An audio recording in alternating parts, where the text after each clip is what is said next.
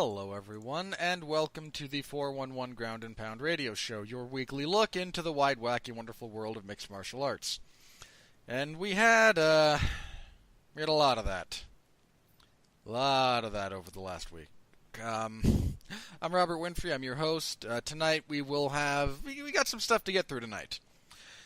Not last Saturday, but Saturday, so yesterday, early in the morning.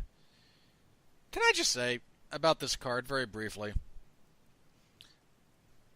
I don't know why the UFC sucks so much at announcing start times for preliminary cards. All the information I had about the UFC, the event in China, Fight Night 141, was that it started at 6:30 a.m. Eastern Time. Now that's 4:30 where I live. And I thought that's when the whole thing started. Fortunately, I wound up checking again. Oh, geez, what was it? I don't know. 11-ish my time. Just to make sure I had everything set up. I was going to go sleep for a couple of hours. It was going to be great.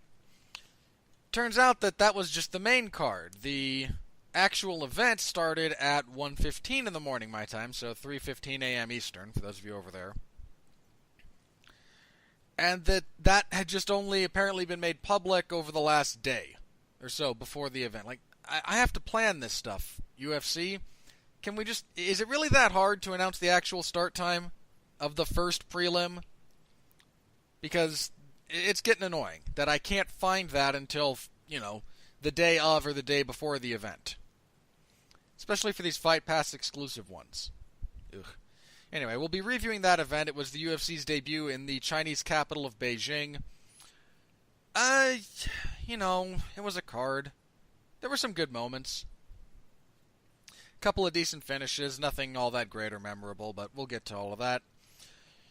I will give Jeff a shot at this as well. I will briefly have a few words about the Golden Boy MMA promotions event that took place on Saturday. I did not watch it live, but because I cover the sport and because I do this show, I found clips of the finish and how that entire main event went. I have the thoughts and results from the other fights, but no one cares because I looked at them and dear God, no. So we'll have brief thoughts on that. Then we have a double preview. We have the Ultimate Fighter Season 28 finale. Ugh. I hate tough finales. Of all the the types of cards the UFC puts on, Fight Pass exclusives, FS1, on Fox, pay-per-views, whatever. I hate tough finale cards more than any other type of card the UFC puts on. These are the worst. I would almost rather watch Bellator than watch a tough finale card. That's how bad they are. So we will preview that, and we will preview Fight Night 142 when the UFC returns to Adelaide, Australia, with a bunch of heavyweights and light heavyweights. What about the fact that Tough is still on? More mind-numbing to me. It boggles the mind. I don't know how Larry does it. For the record, I will not cover The Ultimate Fighter. I can't do it. Part of it's just timing. My Wednesdays are not free. But we just don't need it anymore. I don't get it. Like, Lorenzo's not there anymore. What purpose does it serve? It doesn't no one watches it. The fights the quality fights just aren't there. There aren't any really interesting feuds to showcase on it. It's just, I don't get it. At this point, it's a multi-week promotional tool for the coaches fight more than anything else. But yeah, I'm still hoping it goes away after the or even the coaches this season. Whitaker and Gastelum. That's not a fight that really needs the Ultimate Fighter, It doesn't hurt, and Whitaker is it really going to bolster that fight? No, but it gave. They pay the coaches to be there, to the best of my knowledge. So if it gives an injured fighter like Whitaker or something a source of income, But my issue is that Tough used to be, it was a promotional vehicle, right, Robert? It was a good promotional vehicle for a fight we wanted to see, like Evans versus Rampage, or even Griffin versus Rampage. It worked for those fights, did it not? It helped those fights. I will defer to those who actually watched it and cared about it. It used to be like, okay, you could showcase new talent, but to me it was more about pushing that fight, and we're just not in an era where it really serves that purpose anymore, and it's just no, it was. It was a way to push the fight, and it was a way to get young. It was a way for new talent to be introduced to the UFC audience and to bring them along. And when it was being viewed, it served that purpose. As the viewership kept dropping, that stopped being an effective tool. They started just signing more people generally. It stopped. I agree with you. It doesn't actually serve its purpose anymore. Running it. They're still running it, and I'm just like, having it internationally makes sense to me.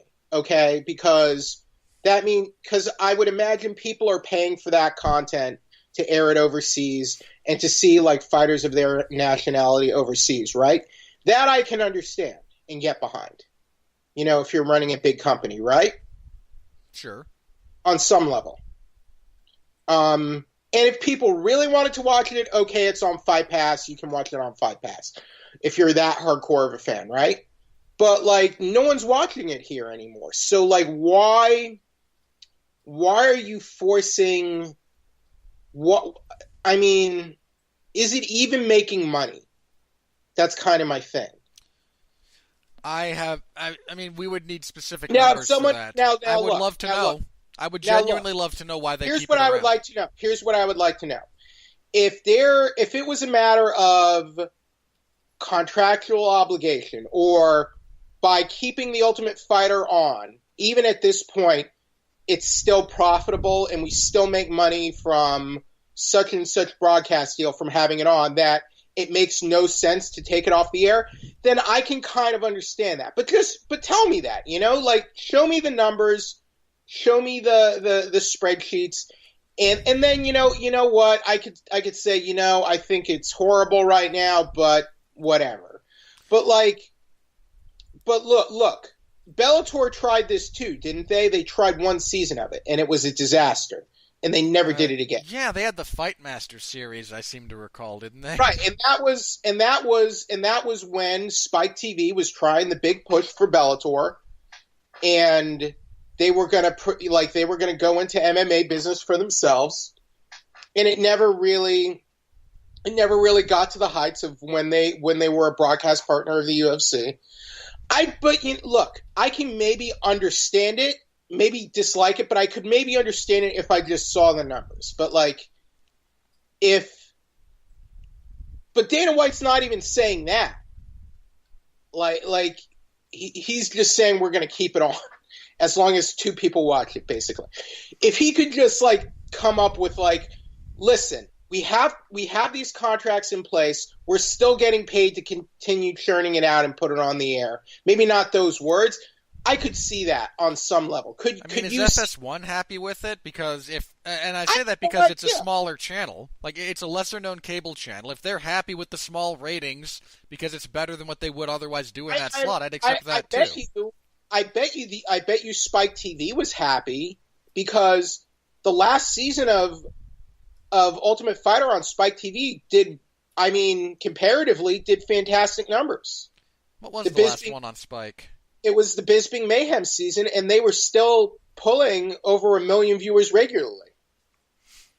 Yeah, brand awareness is a thing, and not a lot of people they lost a lot of people in the transition from Spike to Fox Sports 1, who watch that type of material. Because when you went from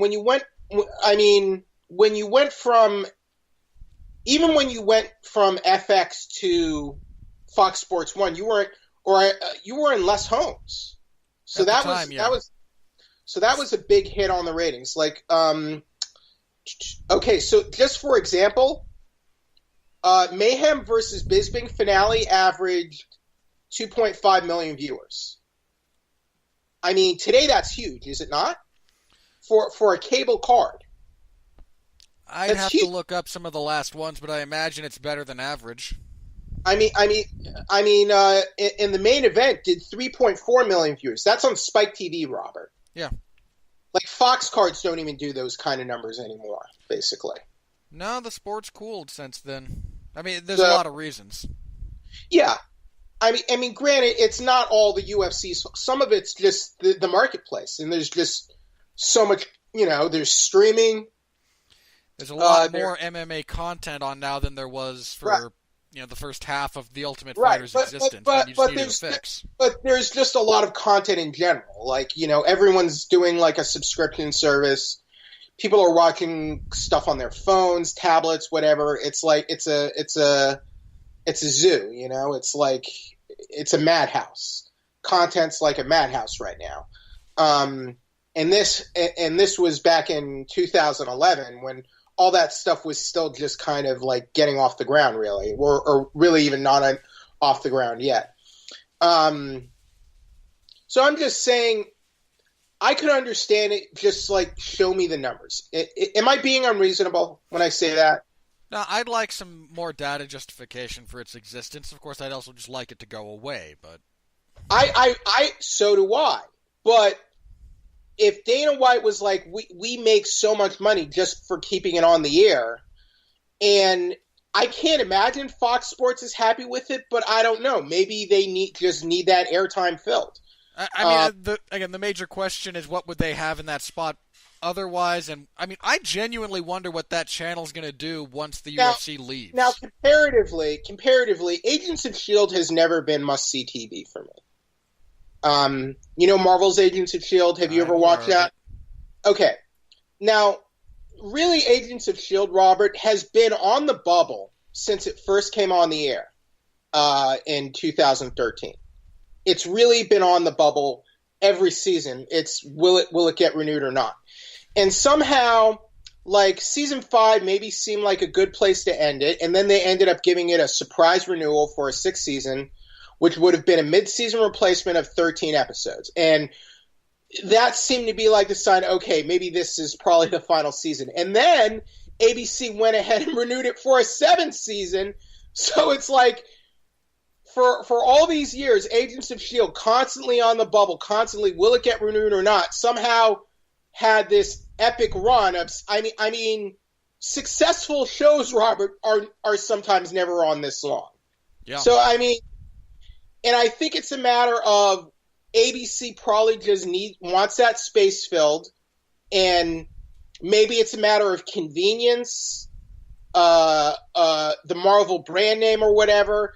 Maybe and you know what? I'm sure a little bit of it is just pure dumb luck.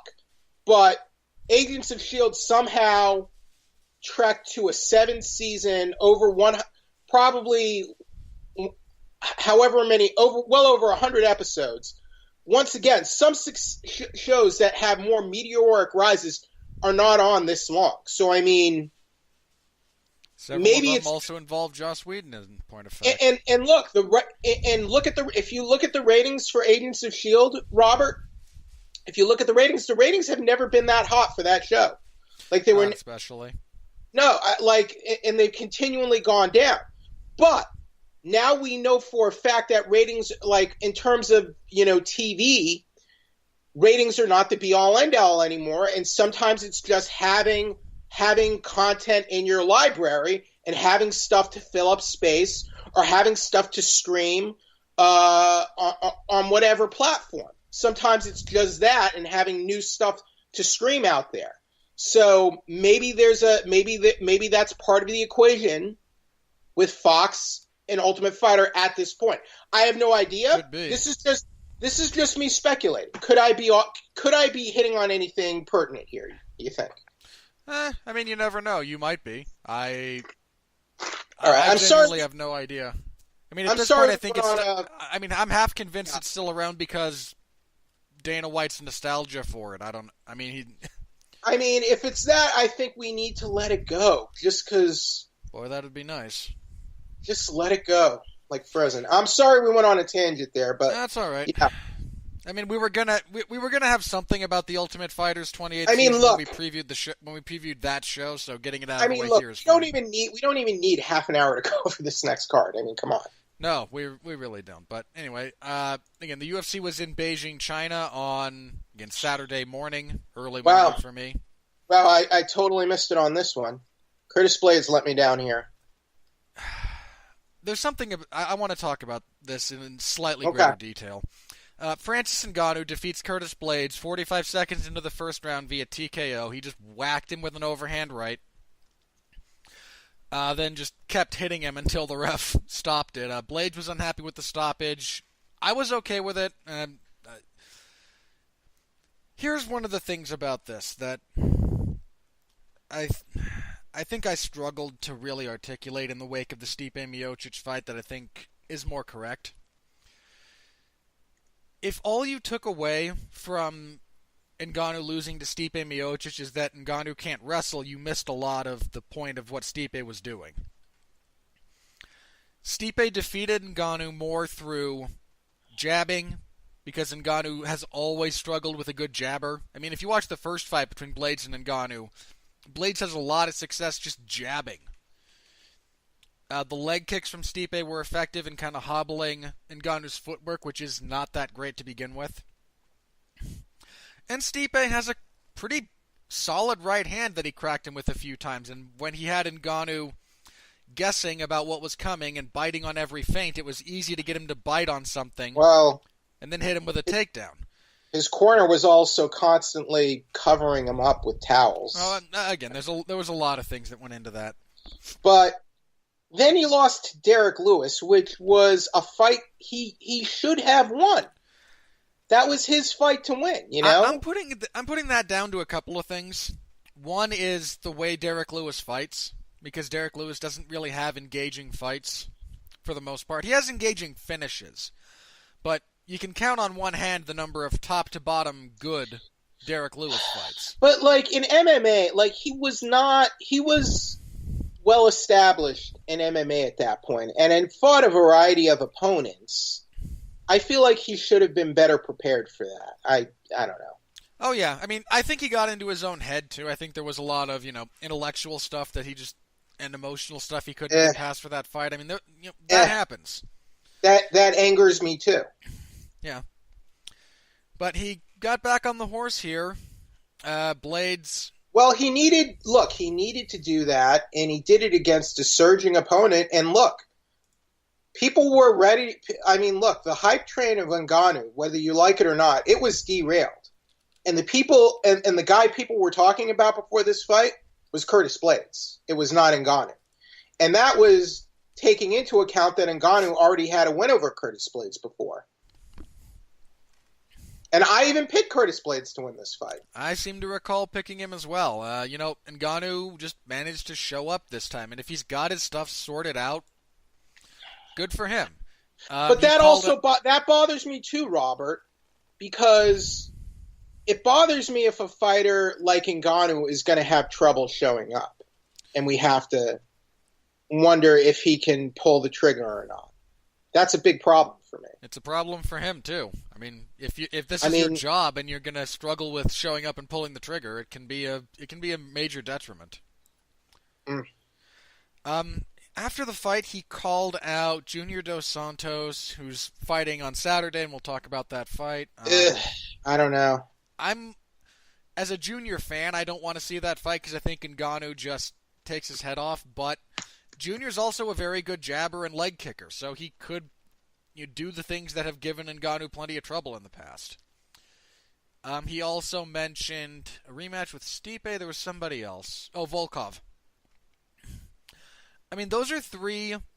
I don't want to see the Stipe fight. I guess my problem with Junior is that he's just been so inconsistent the last several years. I feel like he's just taken so much damage that he's on his way down. But I just feel like he's never been the same since the last two fights with Cain Velasquez. No, and those are the types of fights that do take it out of you. But let me put it this way, if Junior beats Tuivasa, I can see him and Ngannou. I can see Ngannou and Volkov, quite frankly. I mean, just to interject, like those fights with Kane, those fights are a big reason I think more cornermen need to be willing to throw in the towel to keep their guys from taking unneeded damage. I think Junior agree. did not need to sustain in that fight. But go on. No, I completely agree. But I'm okay with either of those fights for Ngannou. Again, he's out of the title picture for a bit just because of both the two-fight skid, the nature of the two-fight skid, and we're not sure what's going to happen with Cormier and Lesnar, how that's going to play out. But if he has one more impressive performance, he's going to be back in there. I mean, if he knocks out Junior, or, if Tuivasa wins, let me say this, if Tuivasa beats Junior, you could do Tuivasa and Ngannou. But just by the nature of heavyweight, and let's also consider Daniel Cormier is arguably on borrowed time here, Robert. Yeah, he said he's going to retire next year. I mean, not just next year, and basically 5 months, basically? I forget the exact date, but around the time he's 40. Basically April. I feel like he will push that a little bit depending on, if Lesnar's free to fight, the first major pay-per-view after he turns 40, he'll postpone his retirement for the Lesnar fight, but... Yeah, I could see him doing that, for sure, just for the Lesnar fight.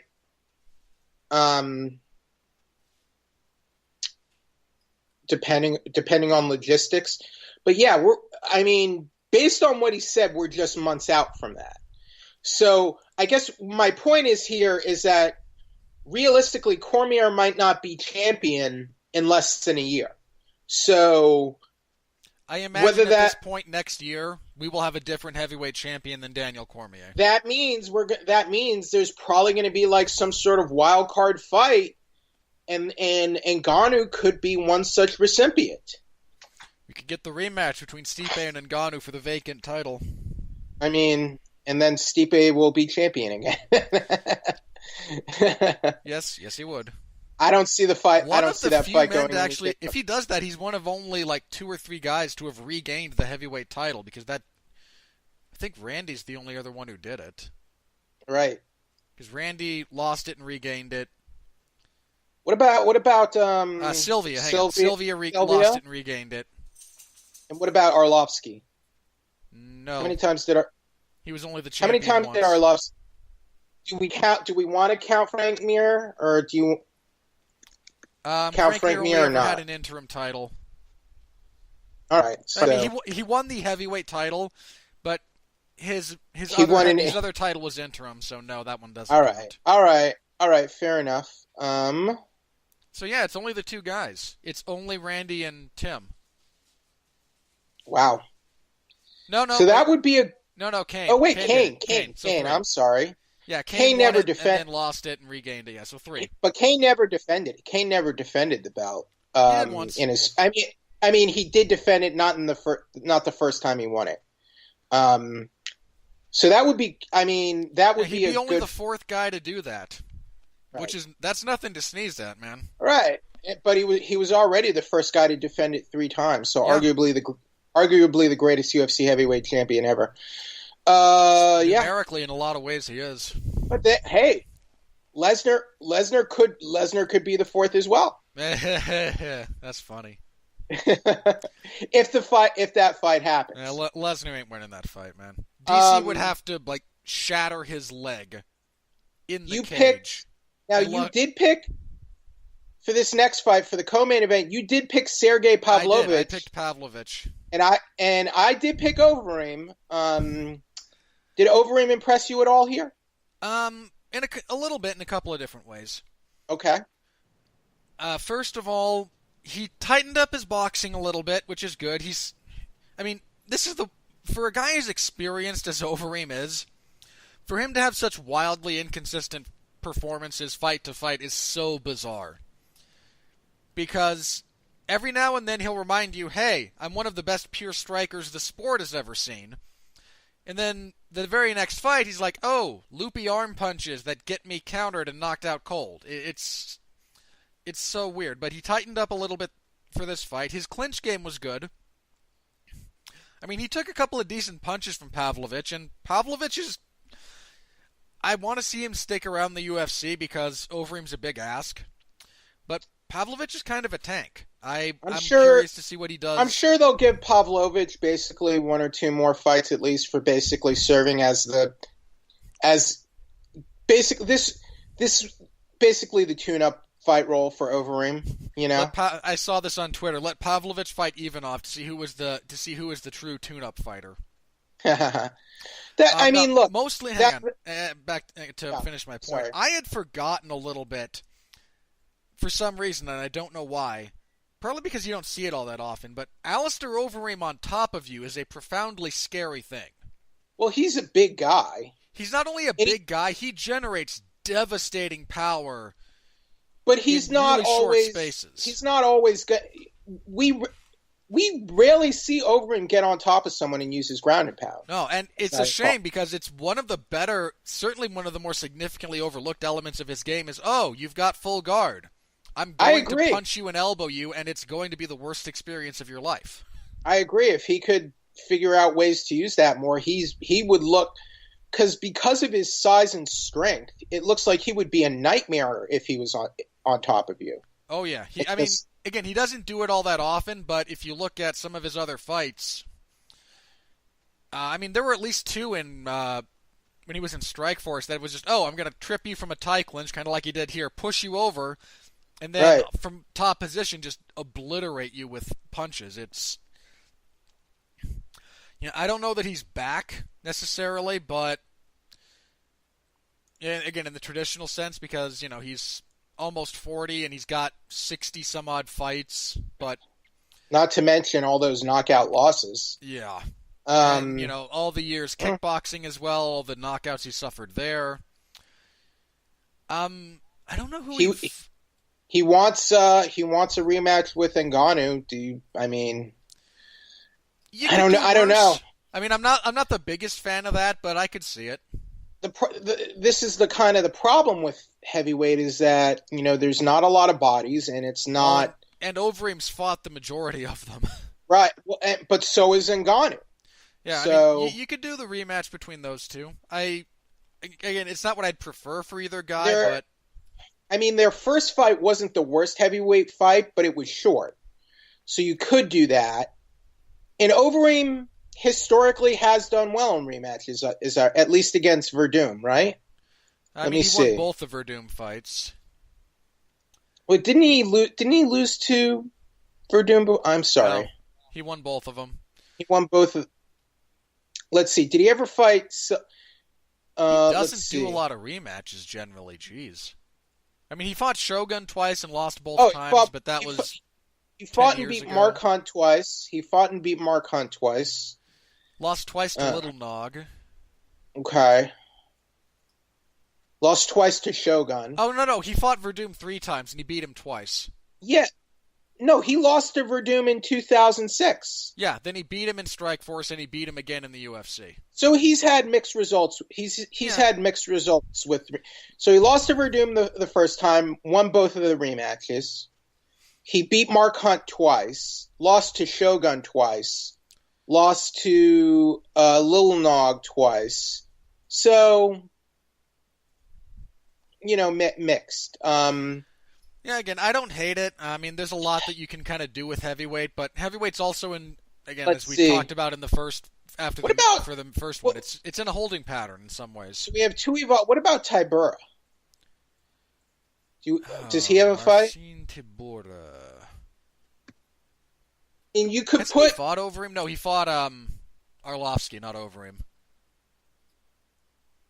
Tybura lost recently. Overeem just lost 2 in a row, too. So, yeah, you could do Tybura and Overeem. Yeah, he hasn't fought Overeem or Ngannou yet. So, he's an option. He is an option. He's not a great fighter. But he's an option. Yeah. Abdurakhimov, is he still on?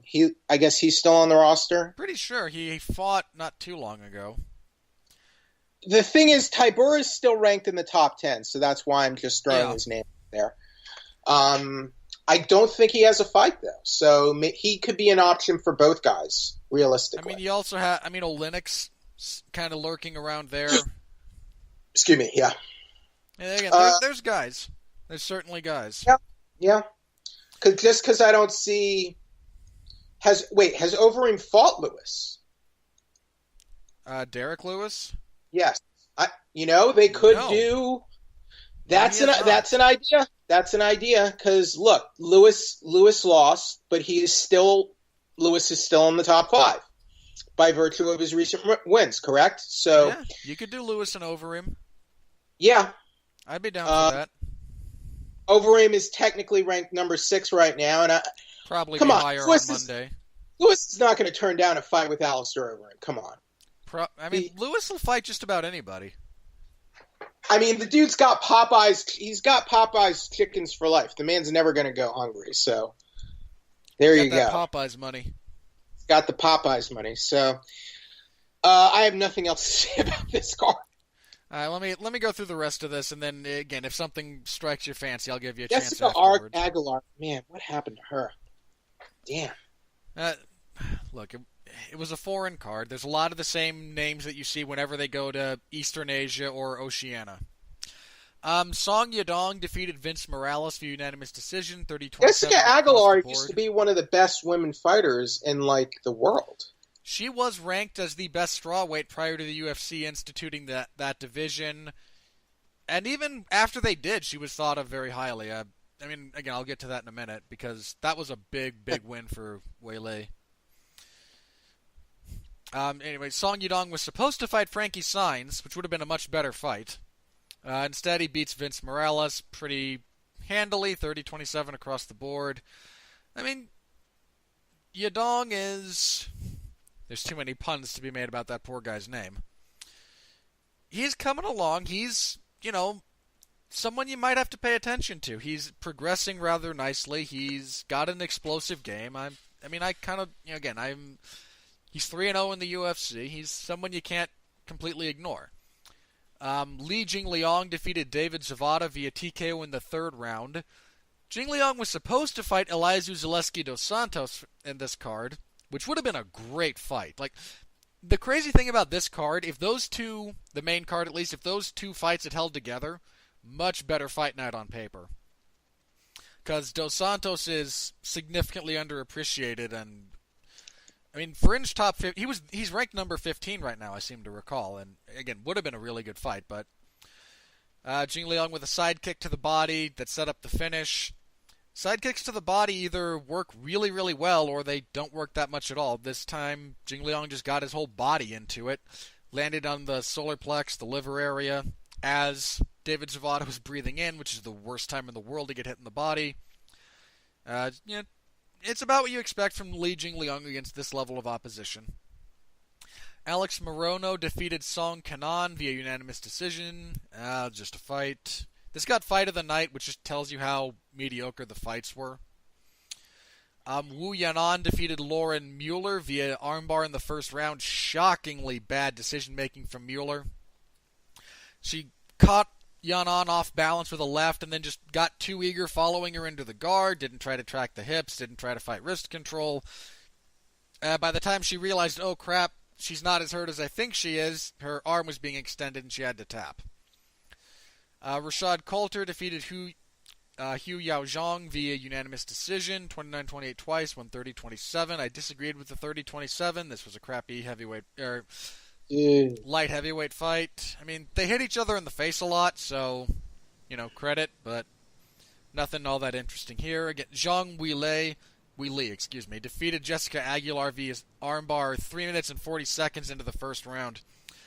That runs Weili's winning streak to 18 fights in a row.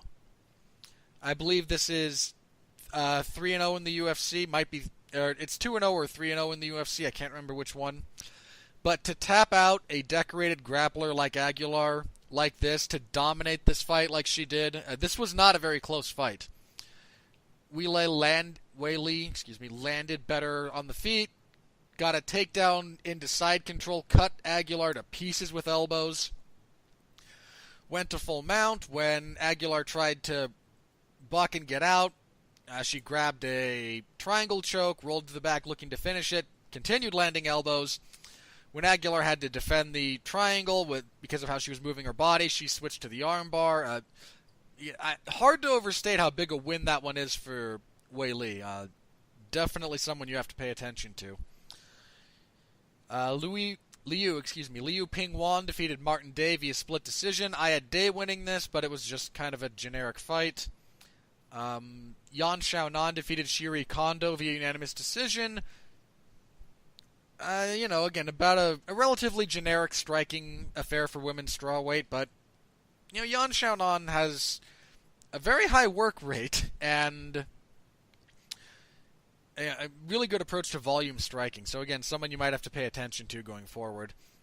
Kevin Holland defeated John Phillips via rear naked choke in the third round. Meh.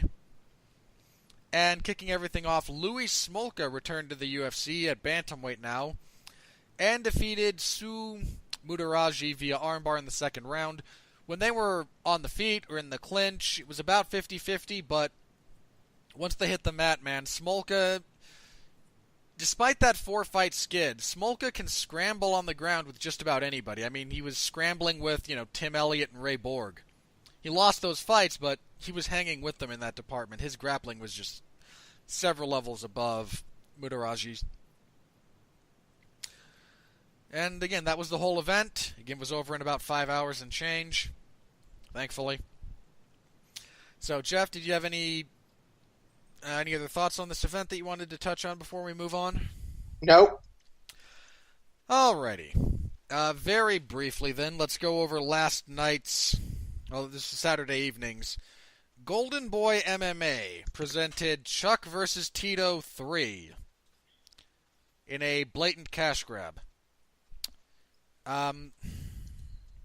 Again, I have to say this. Drew 7,000 people. About 8. Close. It was 7. It was closer to 8. It was like 7.8. Not nearly as successful as I think everyone was hoping. In the main event, as everyone and their dog could have predicted, Tito Ortiz knocks out Chuck Liddell. Because Chuck Liddell should not be fighting. A 48-year-old Chuck Liddell. So, congratulations, Tito. Yeah, I mean, God, this was sad. I've never been a big Chuck Liddell fan, as far as fandoms go. But even I got sad watching Chuck move. And I put that in air quotes. I mean, all of the clips that were released of him working out prior to this event just should have told everyone, no, this is a terrible idea. I've seen a lot of bad shadow boxing. I mean, I watched Ronda Rousey fight to like 300 draws with her shadow. Because her boxing isn't good either. This should Chuck not Liddell's have been the only allowed. guy I've seen lose a shadow boxing match. Should not have been allowed. Should not have been regulated. Yeah, it really should. I mean, as for the fight itself, from what I've seen, and again, I've seen clips. It wasn't a very long fight, like 3 minutes. Congrats, Tito! You got your career victory over Chuck Liddell. You beat up a 48-year-old Chuck Liddell 12 years after your last fight. Good for and you. 8 years after Chuck last competed. Take your pat on the back. Take your victory lap. Hey, take your victory lap. Take your giant check, and please go away. I say that to both of them. I mean, this should not have happened. I was surprised that it was allowed by California. But they did. Chuck got knocked out very quickly. I mean, it was sad watching him faceplant. I don't think he landed a single punch all fight. Just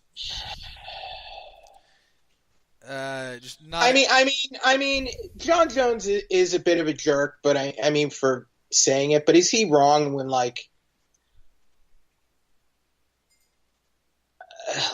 Chuck is constantly calling him out? Like, I mean, come on, Chuck. Look, John would never accept that fight because John doesn't want to be the first person in a major American MMA promotion to kill someone in the cage. Now look. I can totally understand Chuck not liking how John Jones conducts himself and would want to beat beat that guy's ass. I can understand that, but like, I mean, calling him out for like fights the way you do, it's ridiculous. I mean, look, man, if you want to die in the cage, don't try to get John to do it for you, all right? I mean, in Tito, I mean, he's Tito. Man, I mean, he's just the idiot we've got in the sport. Like, where did we go wrong here? Like, I mean, his send off wasn't perfect, but it was kind of like it was like a classy kind of send off. Everyone was on good terms with each other. Why do you have to go back on that? I mean, I imagine money. But I mean, he had to have had enough money. I mean, unless Jenna Jameson was just squeezing him dry. I mean, come on. The man's he's had what? He's got what? 3 failed marriages. But I mean, I can't forgive him for marrying Jenna Jameson and trying to make a wife out of her. I mean, because what did he expect? You know. My thing on that again, like if you're gonna marry a porn star, ex or current, especially one who has very successful career, know what you're getting into, man. I mean, I know he has 2 kids from that relationship, and I'm not like trying to insult his kids or anything, but I mean, come on here. Well, there's a difference. Again, like your kids are your kids, but if you ever thought that was going to be a good relationship, I don't know what to tell you, man. Yeah, that's what I mean here. I'm like, I mean, when I heard it was one thing when I heard he was dating her. I'm like, come on, like you're Tito Ortiz. I feel like you could do better. Like, am I a horrible person for saying that? No, I mean, not really. I mean, yeah, you're the UFC champion. I'm sure you could get like, I mean, but and then he tried to marry her. I'm like, what? I mean, what? Why? Tito, this is not going to end well. Do not. And then they had kids, and then it all went to hell. But whatever.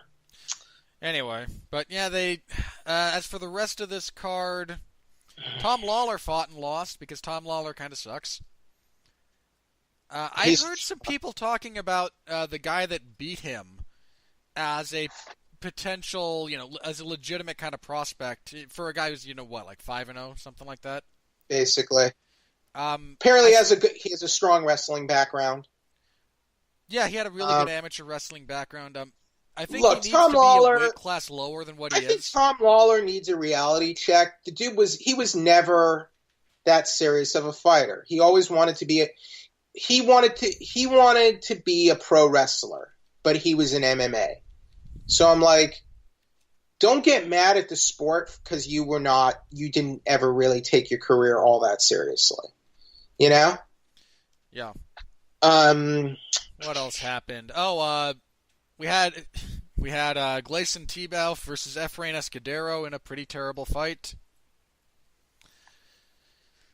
Look, I have a lot of respect for the career of Gleison Tibau, but does Golden Boy continue promoting MMA after this? That's the real question coming out of this event, isn't it? I don't know. If I had to guess... Is Golden Boy doing well right now? I mean... As a boxing promotion, sure. Okay. I mean, they've got some higher level boxers that are under their auspices. They're doing well. So even if they lost money on this, it's probably not a huge dent, right? Or I doubt it's going to cause them to close their doors. Like, if they had enough surplus that they wanted to give this a try and see how it went, I want to know what Ortiz and Liddell got paid for this. I mean, I hope they got their checks already, and I hope they took them to the bank very quickly. Well, I mean, is Golden Boy bad about that? It's fight promotion. It doesn't matter, even if you're in the UFC. Get the check quickly, get it to the bank quickly. Don't dick around with it. It's just Jay Silva. I wonder if it's that Jay Silva that I'm thinking of. One from KSW, big, kind of roided out looking guy. I wonder if he's the one that fought Tim Sylvia like forever ago. I don't think he might be. I'm gonna have to. I think different fighter. This guy, I don't think this guy's ever been in the UFC. Yeah, you're correct. He did fight. Oh yeah, he did. Is it really? Yeah, he fought. He went 0. Two. Lost to Dalloway and Lieben. Then lost to Hector Lombard and Bellator. So Yeah, then he again bounced around the Eastern European scene, again a lot of KSW, MFC stuff. He's a 500. He's a 500. His win last night made him a 500 fighter. Congratulations.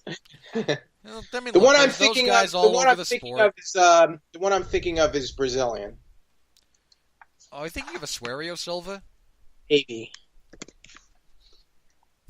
If I'm right about that guy's name off the top of my head like that, I don't know what I'll do. That's pretty good though, if it is. It was a Suerio Silva. I'm sorry. I hate myself. All right.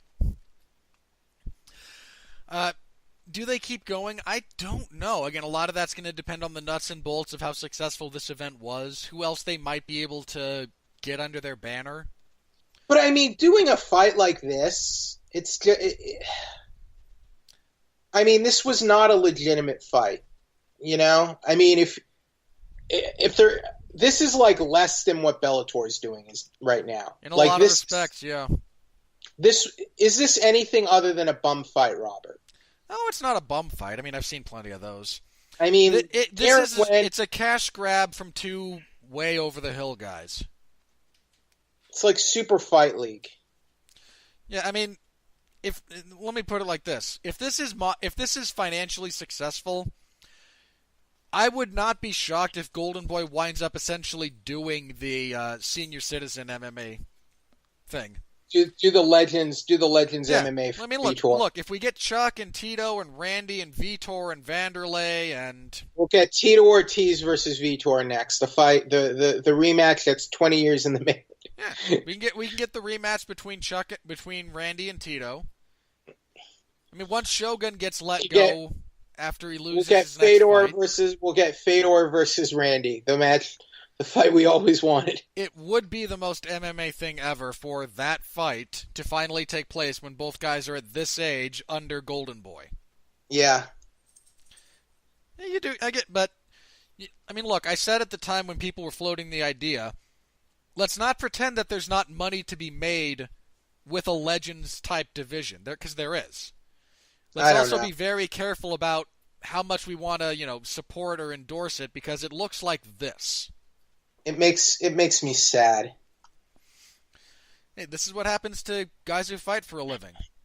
It almost universally. And make your peace with it. All right, I'm done talking about this. All right. So anyway, that was that event. I saw someone. You beat it out of me, Robert. Thank you. All right. I saw someone say that Chuck looked like the Undertaker a little bit. No, I forget your name, sir. I apologize, but no, the Undertaker's more mobile than Chuck Liddell, which is even sadder when you think about it. All right, Friday. This event annoys me because I have other things I would rather do on a Friday night than cover this event, but such is life. Just think we have a very good, relevant welterweight main event. We do. Again, there's a couple of fights on here that are kind of sneaky because you look at, oh god, it's a tough finale, and a lot of it's crap, but there's a few on here that are, again, they're sneaky in that they're flying under the radar. Again, this will be the finale of the 28th season of The Ultimate Fighter.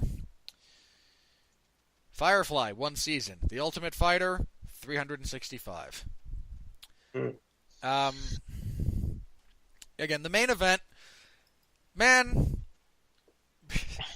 Who are you picking here? Oh, I can't pick Dos Anjos. It's Rafael Dos Anjos against Kamaru Usman. Rafael Dos Anjos is one of those guys who, 5 years from now, 5 to 10 years, will be remembered as a guy who could have been one of the all-time greats. I mean, this guy was on a run to maybe being the best lightweight ever. I think if you were to make a list of top 5 lightweights of all time, he'd probably be on it. He's had a very successful career. And he had a good run at welterweight. He started his UFC career at 0-2. Yeah. Again, this is a guy who has a lot of ability and who is just one or two losses in key positions away from being a genuine all-time great in the sport. I mean, arguably, but I mean, couldn't he arguably already be an all-time great? Because think about it. Started as kind of a mid-level lightweight, became a relevant contender, won the top. Yeah, beat Anthony Pettis, the guy who we all thought was gonna be on top for a while. Yeah. Then knocked out Donald Cerrone in the first round when Donald Cerrone was coming off an 8-0 run, the single best run of his entire career, and probably the best run he will have ever had in his entire MMA career.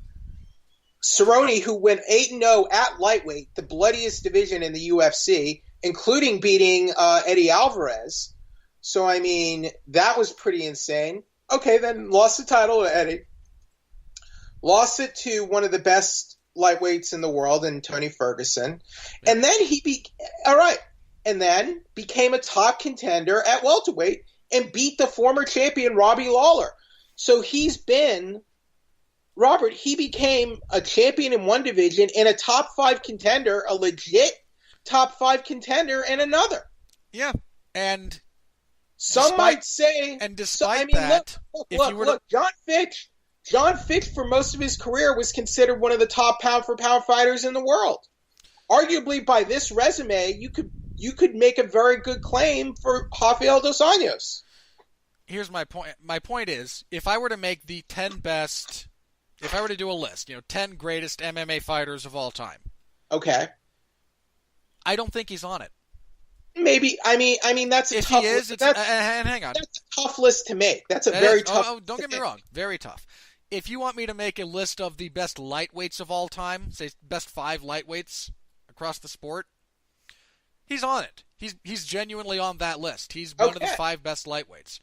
But there, for some reason, and I wish there were an appropriate metric for this, because there isn't. Right.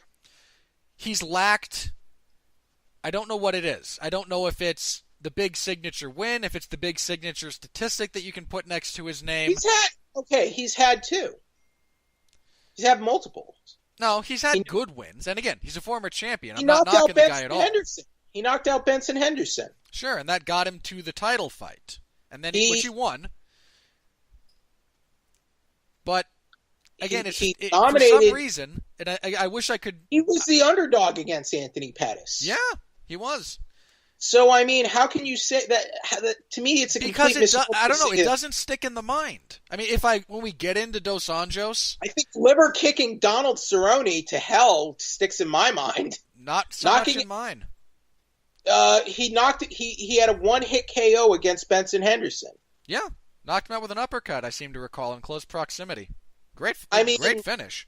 To me, that sticks out a lot, considering he was the guy who got uppercutted by Jeremy Stevens 10 years ago. And again, I suppose the way I'm... And he got his jaw broken against Clay Guida. Yeah. Like, Clay Guida actually hit him in the jaw and broke his jaw. Okay? I don't remember if it was a punch or if it was a compression on that arm triangle choke. It was a punch. Clay Guida, of all people, broke his jaw with a punch, okay? Yeah. So, that says a lot. To come back from all of that and still become a contender and a champion and pretty much beat all the favorites in the division, guys like Henderson, who tied the record for title defenses, Anthony Pettis, the fan favorite, and I mean, that was Pettis' phenom run, man.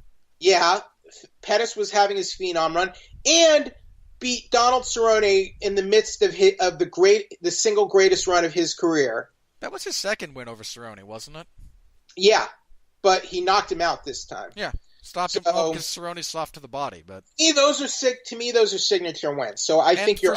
And for some reason, they don't really. Again, if I were to just ask you in 3 days, and he dominated Robbie Lawler. He didn't finish him, but he beat that man up. He beat the former champion. Fight. Those two put each other through the ringer. So I think you're definitely underselling Dos Anjos here.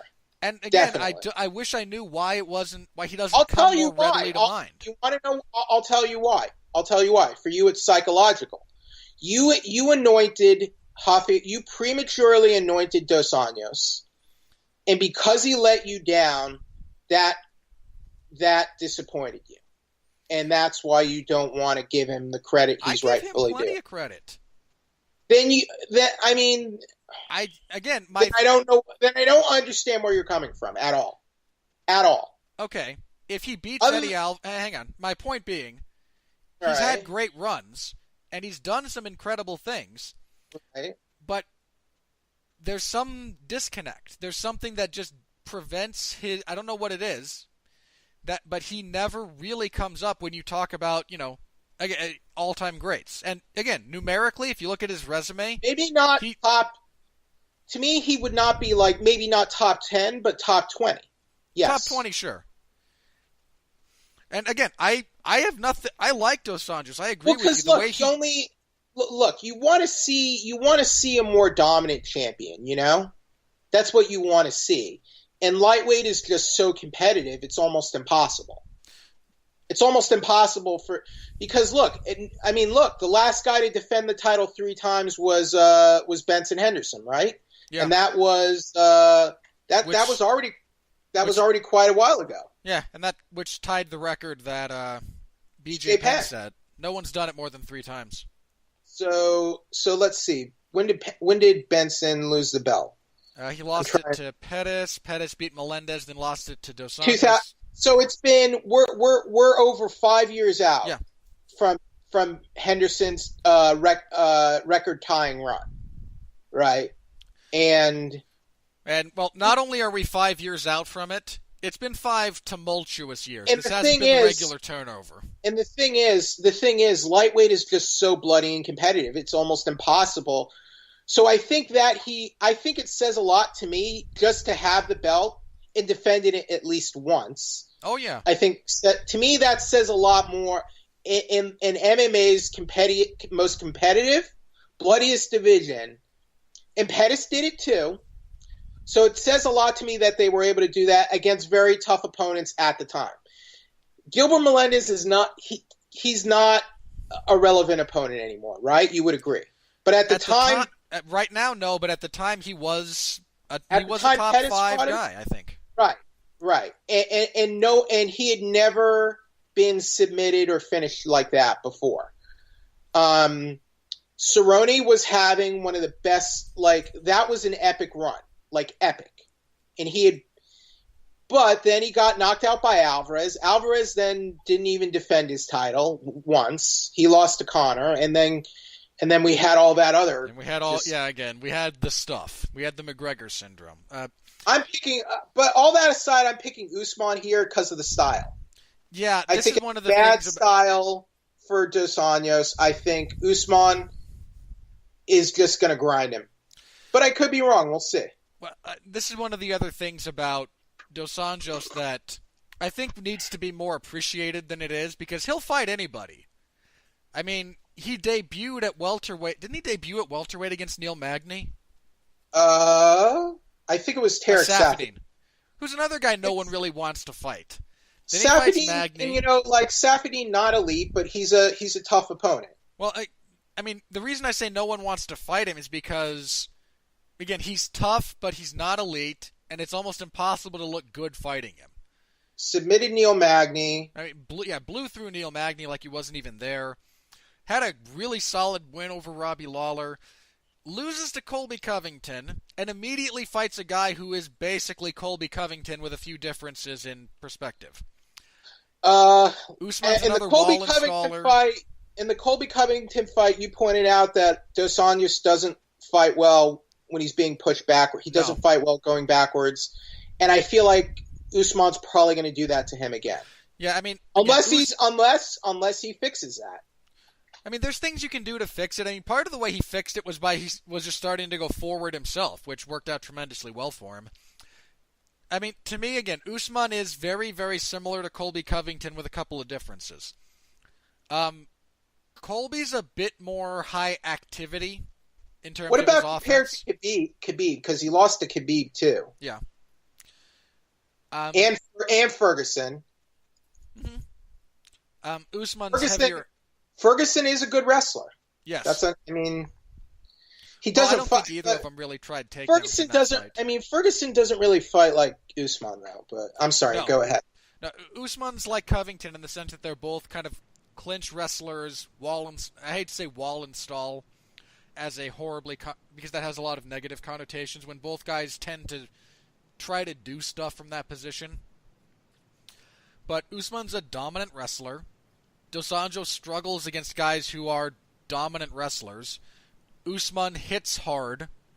I mean, if there's a couple of major differences between Usman and Covington, it's that Covington's more reckless going forward, more active with his punches, but they mean less. Usman hits a lot harder and is better at controlling you on the mat, whereas Covington is content to let you up, mat return, let you up, mat return, let you up, mat return, and just kind of wear you down that way, whereas Usman controls and kind of pummels you.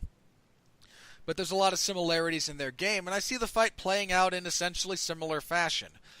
Dos Anjos will have some mild success when Usman's coming forward, but he's not going to be able to keep Usman off of him. He's not going to reliably be able to stay off of the fence, and Usman's going to either grind out a win or catch him with a very powerful shot.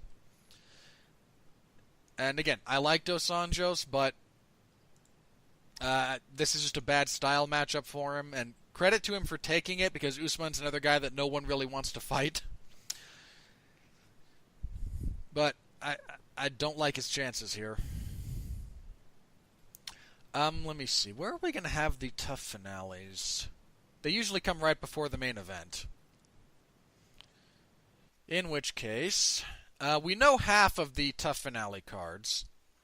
We know Justin Frazier and Juan Francisco Diepa.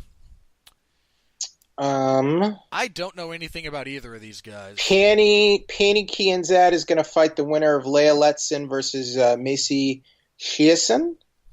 I think Kazan. Is it Kazan? I'm sorry. I don't know. If I had to guess, I'm guessing. So this is women's featherweight of all things. They're trying to build the division, apparently. We'll see. I seem to recall Pani Kianzad is. I might be confusing her with Katya Kanangpa, but I've seen Pani fight in Invicta. She has fought in Invicta. She's 10-3. Didn't do all that well in Invicta, though. She went, let's see. No. Basically, she went 2-3, lost to Tanya Evinger, Raquel Pa'alui. Pa'alui, yeah. And Sarah Kaufman. So... Okay, so when she fought the decent fighters in Invicta... But she was fighting... Some of those were even at catch weight, and she missed weight. So yeah, again, she was bantamweight was never her ideal weight. So we'll see. I mean, if they're actually going to keep this division, they need fighters for this division. If you're going to have the division, you need to have fighters, and at the moment they want the division. So all right. So there's that fight. So then let's look at... Then we have Pedro Munoz versus Brian Caraway. Oh, man, heavyweight. Yeesh. Again, the whole gimmick for this season was, heavy hitters. So they got the biggest divisions and a bunch of people who had a reputation for finishing in the first or second round. Can this guy, Justin Frazier, actually fight? He's 10-2, but I mean... He doesn't look like he would be, when he gets in the octagon, would do all that well. But I don't know. Looks can be deceiving in this sport. They can be, so I'll say that much. I mean, I'll pick him in the dark, I suppose, but... Now let's see. Juan Francisco Diepa. Let's see what he's got going for him. 8-1, hails from Spain. He's 38 years old, Robert. It's heavyweight. That means less than the other divisions, but it's still not good. So I guess I'll just go ahead and pick the American here. Sure. I mean, that's as good a reason as any. I mean, look, the fact that this is a heavyweight Ultimate Fighter finale is bad enough. So my expectations are not high. No. Oh God, I think the guy who fought King Mo in Bellator years ago was in this tournament. Which one? Misala? Oh, believe he the fought Polish guy. English guy. Yeah, he was in it. Maurice Green was in it. Oh, Anderson De Silva was in it. Good for him, man. Uh, Good for him for just being in there, for Yeah. showing up. Yeah, he No, fought. Anderson De Silva is Yeah, more known for kickboxing. He's been around the glory ring forever. yeah. So the Fought Polish Rico fighter, Verhoeven a couple of times. Again, when I say good Maisiala, for him, that's just kind of like, you know what, good for you, man. Maisiala, he fought and lost to King Mo at light heavyweight in 2013 in Bellator. When Bellator thought King Mo was going to be like their huge star was going to be the face of the company, and that didn't work out. Yeah, it's heavyweight, and it's the Ultimate Fighter. It ain't gonna be good. Oh man. So yeah, I'll pick Justin Frazier, but my expectations are not high. If it doesn't end fast, I'm gonna be sad. Again, we have Pedro Munoz versus Brian Caraway. Munoz beat Johns, lost to Dodson. Caraway Last fought lost to in March. Stamen by split decision. That should have been split. He lost, and that that was Caraway's first fight in almost 2 years. Yeah, he had a pretty serious layoff. I kind of like Munoz. I mean, watch Caraway just smother hump his way to a win, but I can't pick Caraway. I got Munoz. I just can't pick him on principle. I can't pick Caraway either. I'll be pulling for Munoz. He'll jump guard for a guillotine, stupidly, but he might get it. Munoz is not like a world beater, but he has he's a really solid guy. I mean, he has a decent, he went on a 4-fight winning streak, and 3 out of 4 of those were submissions. His only losses in the UFC are to Austin Sal Rivera and Dodson, and he arguably won the Dodson fight. And then he had one finish overturned against Jared Sanders due to drug testing, and that was a while back, but yeah.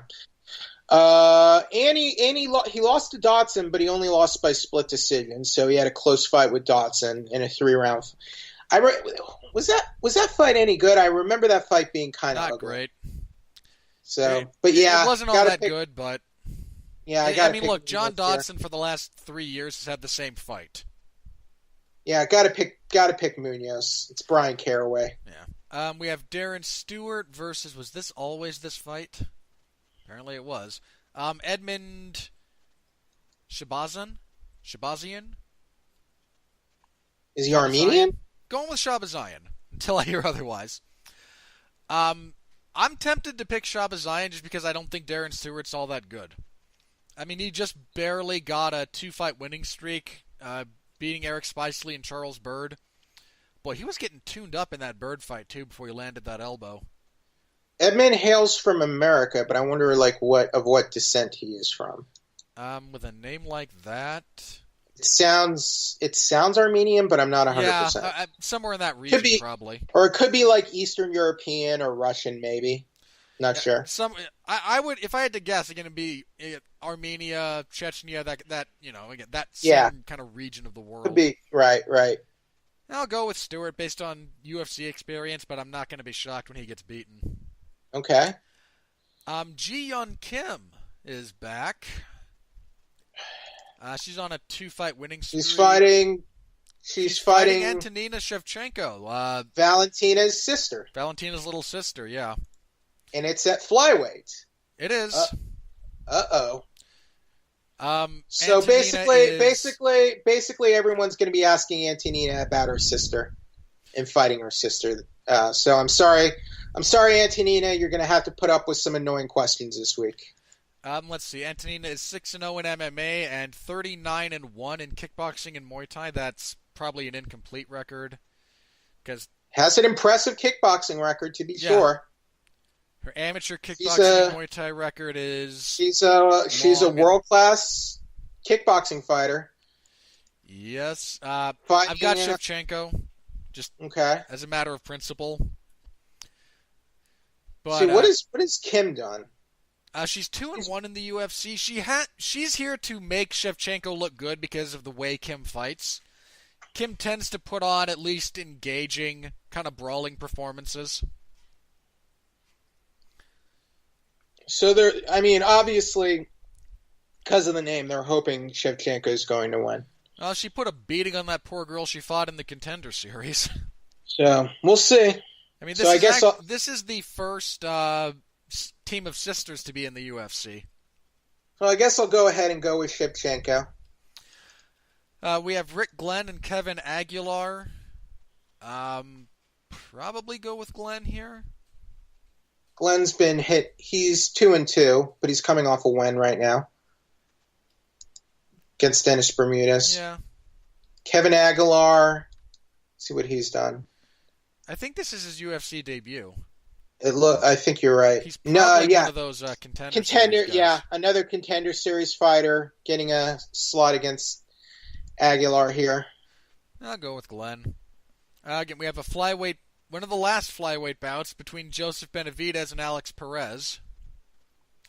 Perez flies under the radar, but Perez is pretty legit. He's on a significant overall winning streak. It's 7 in a row. He's 3-0 in the UFC. 2 of those were finishes. I gotta pick Benavidez. He was a good wrestler too. Even if Benavidez is sort of on the decline right now, I still gotta pick him just because. Yeah. I mean, he looked so bad in that Sergio Pettis fight. It was shocking.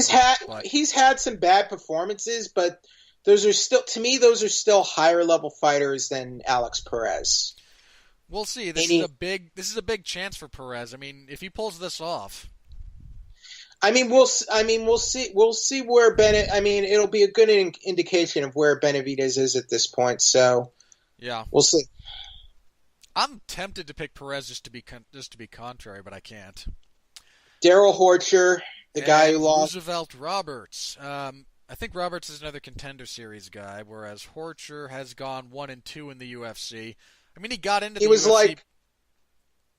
He was a last-minute replacement for Khabib, right? To fight Khabib, yeah. Right. When Ferguson pulled out of their fight that time. Right, and Roberts is another Contender Series dude. I'll actually pick Roberts then. That's what I mean here. We don't need Ultimate Fighter. We don't need tough when we have the Contender Series serving that same purpose with better fights. Exactly. Tim Means will fight Ricky Rainey. Tim Means is always good for a fight. Rainey got knocked out by Muslim Salikov. Yeah, I got Means. I mean, he's on a losing streak, but he's fighting Ricky Rainey, so yeah. I mean, winnable. I think it's a winnable fight. I agree. We have Hani Barcelos versus Chris Gutierrez. Both of these guys have fought in the UFC before. I think they both lost.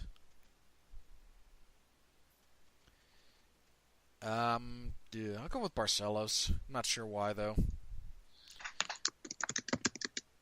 And we have Boston Salmon,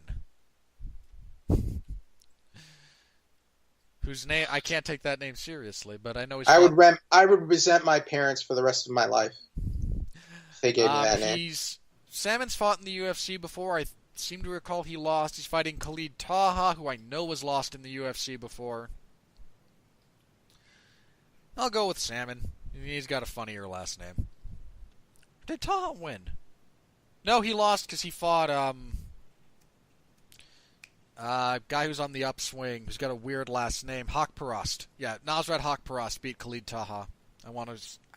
Assuming I'm not confusing him with someone else. But, yeah, that'll be the Ultimate Fighter 28 finale. It'll never end. It will never end. This is my microcosm of hell. Is a tough finale card. It's not good. But, come Friday, I will be there covering this instead of doing what I would like to be doing. Ugh. And then, that will be the 30th of November. On December 1st, when I could be providing hilarious alternative commentary for Deontay Wilder versus Tyson Fury, because that's going to be hilarious.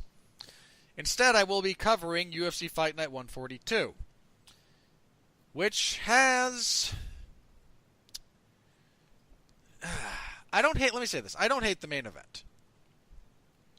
I really don't. It's Junior Dos Santos, who is staving off talks of irrelevance, one tune-up win at a time.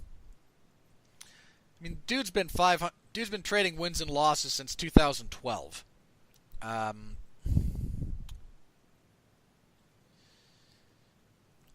Which does not bode well for him in this fight if that pattern holds, because he's coming off of that win over Blagoy Ivanov.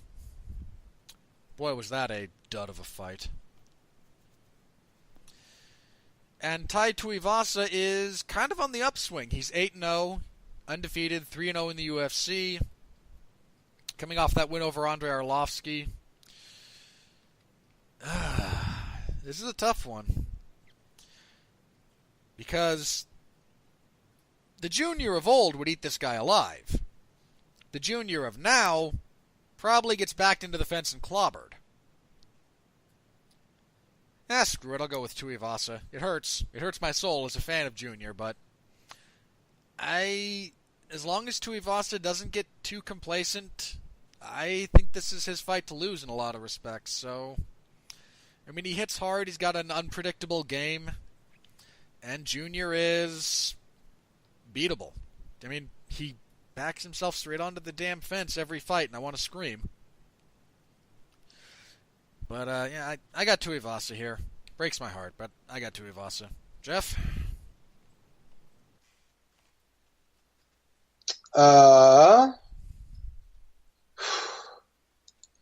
Man, I don't know. Is Tuivasa getting overhyped? Depends on who's talking about him. I mean, look, who has he really beaten yet? That Arlovsky, were you that impressed with the Arlovsky fight? Not horribly, but he got through getting hit a few times. He fought. I mean, that was Arlovsky when Arlovsky was fighting smart. I mean, is he a legit prospect in a division that sorely needs him? Yes. Is he a likable personality because he does this stupid shoey thing? Yes. But I mean, like, I feel like Junior Dos Santos, I hesitate to say he's a shell of his, well, even, I guess I would say even as a shell of his former self, he can still beat tough opponents, right? Wouldn't you agree with that? Yeah, he can still beat tough guys. He's not a gimme, but I don't know. It's just like, I'm kind of 50-50 on this one. You know, Robert? I do.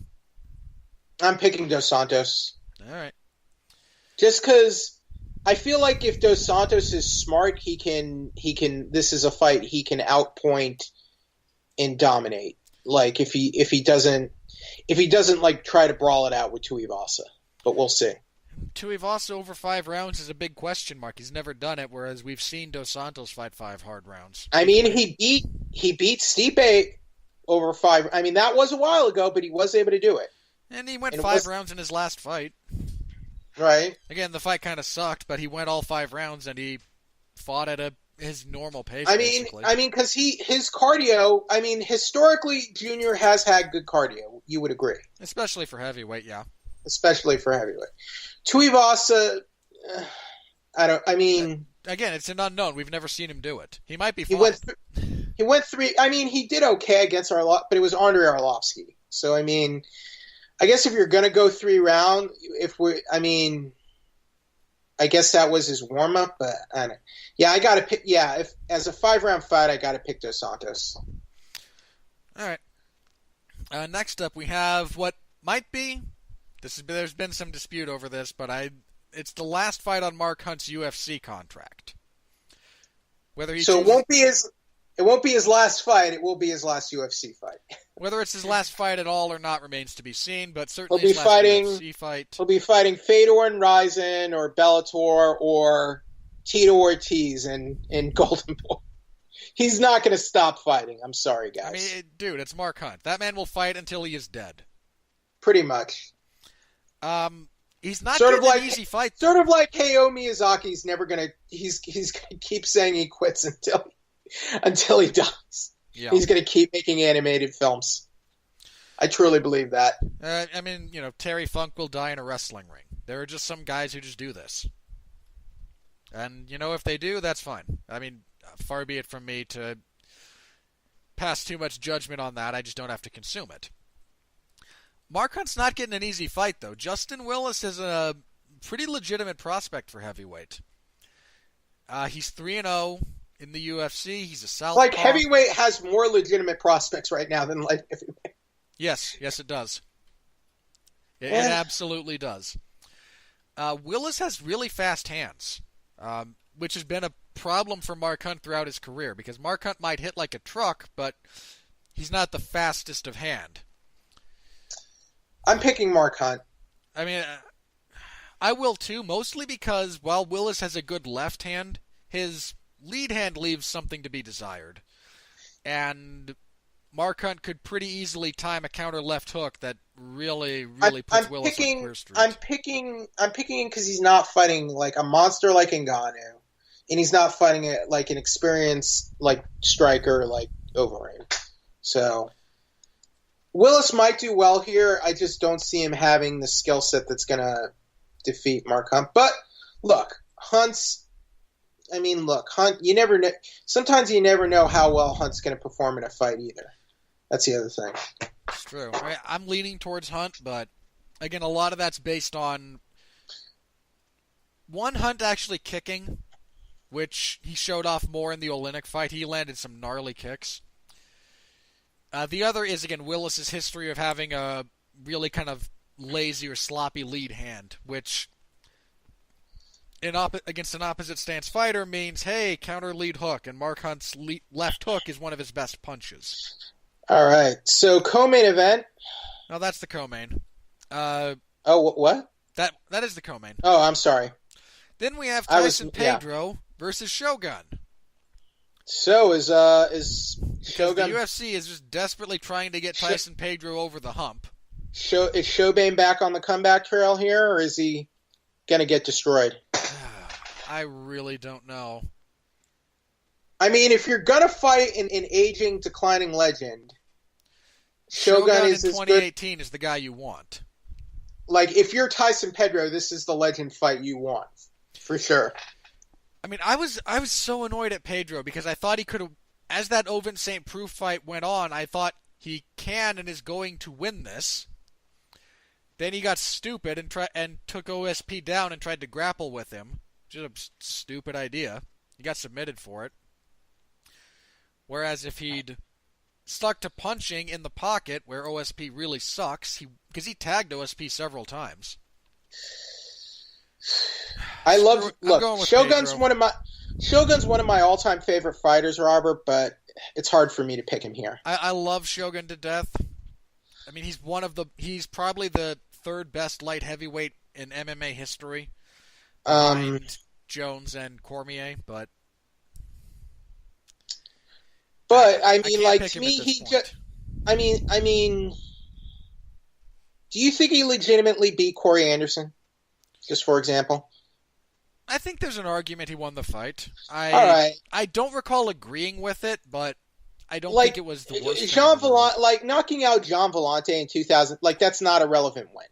Look, that was a horrible fight, and that fight, more than anything else, more than all of the losses, when Shogun fought that fight against Jean Vellante, I knew he was done. Again, more than anything else, that fight against that guy going the way it did, even in victory, lets you know, no, Shogun is done. Even his win over Rogerio Nogueira, I was not that emphatic about it, you know? I mean, it was a good enough. It was a nostalgia retread of one of the best light heavyweight fights ever, and it served its purpose for that. But it wasn't. Again, it was a nostalgia fight. It was a good, I just don't feel good about picking Shogun here. I don't think I've picked him. I don't think I picked him to beat John Vellante. Yeah, I'm picking Tyson Pedro. Tyson Pedro. Let's see. We have Jake Matthews fighting Tony Martin. This is kind of a tough one. Just because they're both mostly wrestlers. And if you just try to wrestle with Tony Martin, he tends to beat you. I mean, I know he's coming off of the head kick win over Ryan LaFleur, but I don't know. It's a tough one. I tend to think Tony Martin's just going to push this into the fence and outwork him from that position. But Matthews has really been kind of coming on strong over his last few fights. He might surprise a few people here, but I'm picking Martin.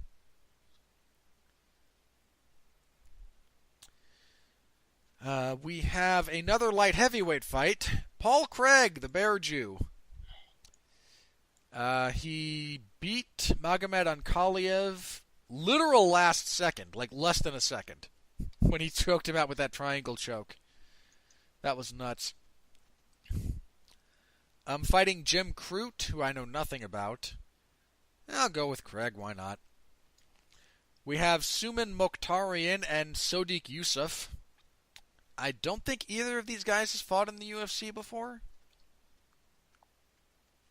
I'm pretty sure not, actually. I think the other Mokhtarian I'm thinking of is Ashkan, who was supposed to be on this card and pulled out.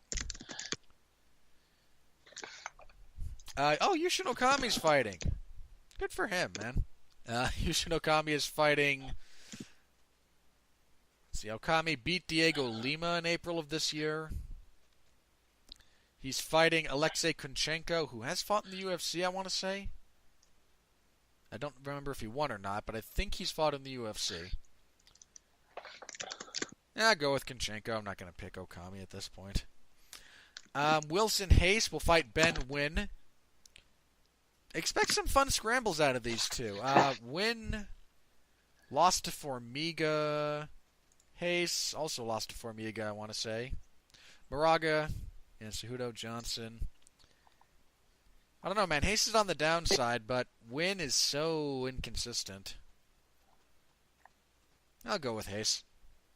Mizuto Hiroto will fight Christos Giagos, excuse me.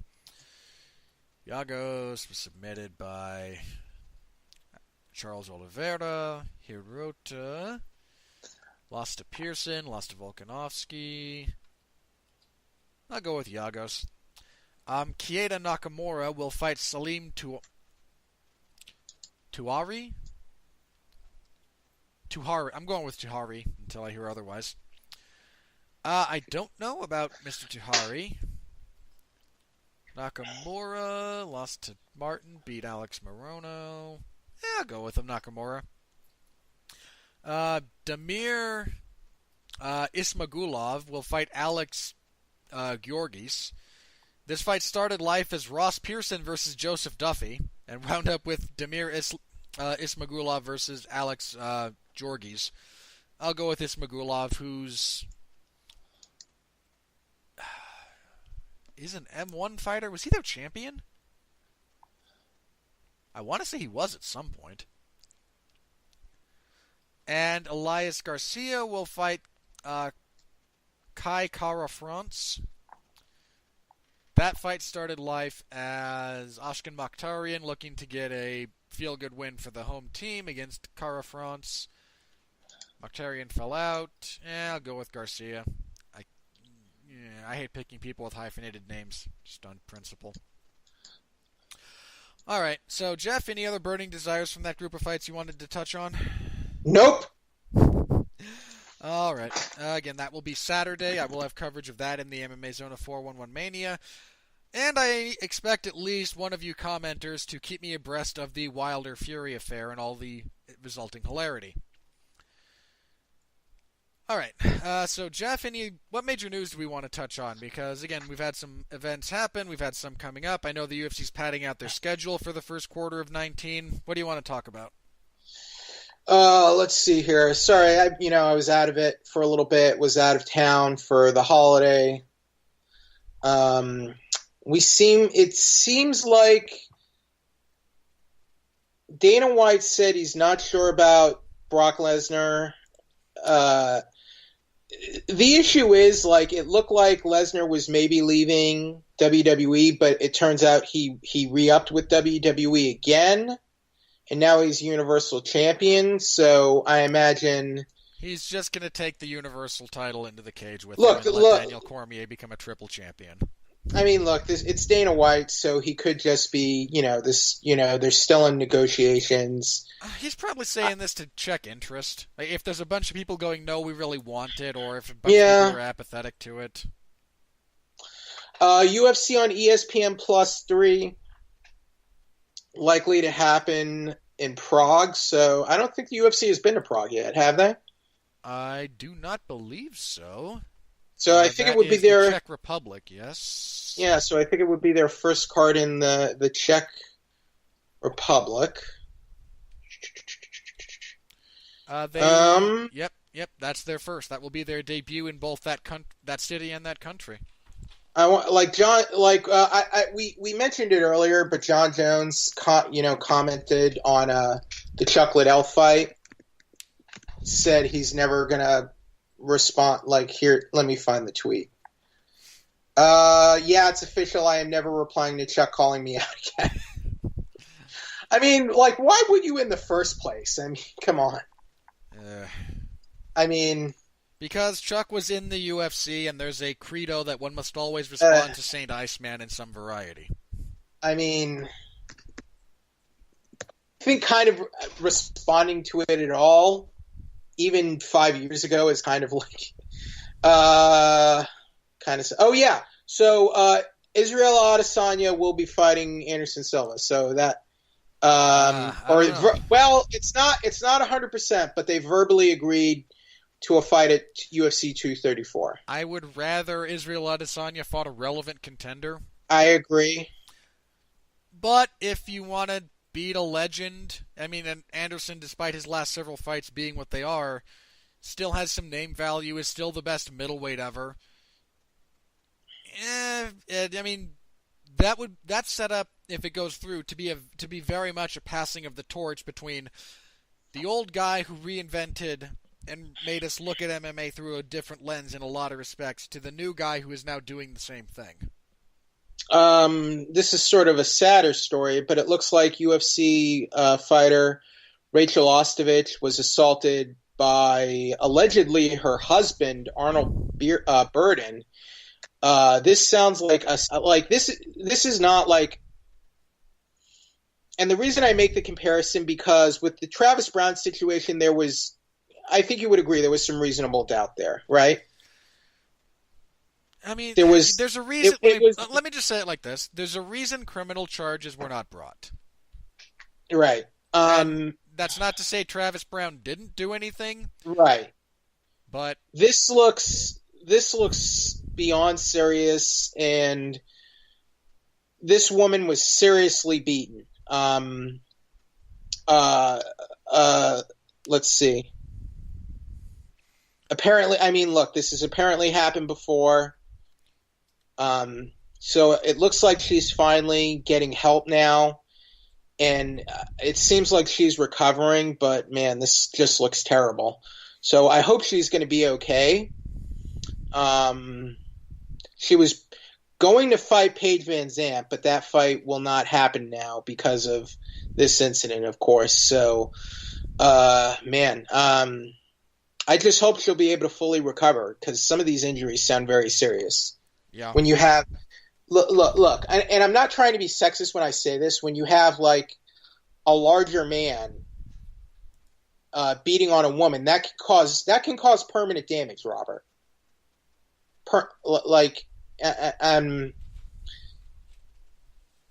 Because this is with malicious intent. Yeah, it's a terrible thing. That's not something. Her husband was already arrested. Apparently, he was reportedly arrested for attempted murder.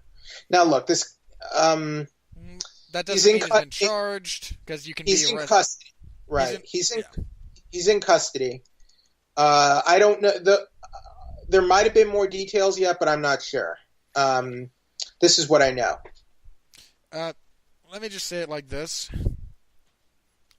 I would not at all be surprised, and I think I've heard some rumblings about this, that if you're a female MMA fighter or any fighter, if your husband is the one who is also both training and managing you, that's a bad sign. That tends to have, there's a bit of a controlling aspect to that is not healthy.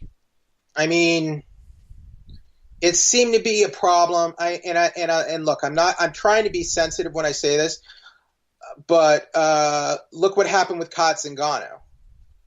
it became problematic for her, right?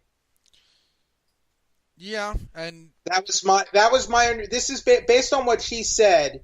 It just sounded like it got hard for her, the fact that her husband was also like her trainer and her coach, basically. yeah. And it wasn't really working. And that was, I think, the impetus of why they split up. And I'm not saying it led to it. There's no indication there was abuse there, but I have no idea. That's not what I'm saying, but it was problematic for them. Yeah, it's not a good thing. It's usually a fairly, again, it sends up a couple of red flags for me, and not to say that those can't be false flags on occasion, but it's never really a good look, and this kind of thing is, again, it's kind of sadly all too common. I mean, from the event on Saturday, Marlon Sandro was in the UFC cage. He's Wu Yanan's jiu-jitsu trainer, and he was arrested for allegedly viciously beating his fiancée in February of this year. I mean, no charges have been filed, but it's there's an ugly side to the sport, man. Well, to me, it's not. Wish it's Rachel not all the best in all recovery. right. Look, it's not isolated to this sport. Okay? Oh no, not by any stretch of the imagination. I don't think we should single out this sport, but you know, I just hope Ostovich will be okay, and she will. You know, look, I think sometimes with women in abusive relationships, it's psychological, right? I'm not saying all the time. A lot of it, yeah. I think based on what I know, and this is just my opinion, so don't jump on me, whoever's listening. Some women are attracted to this, are they not? They're attracted to toxic relationships and abusive men, because of familial experience, right? Sure. Okay, and I'm not saying that's the case here, but sometimes that type of relationship is harder to break, either with one type of spouse or with other type of spouses.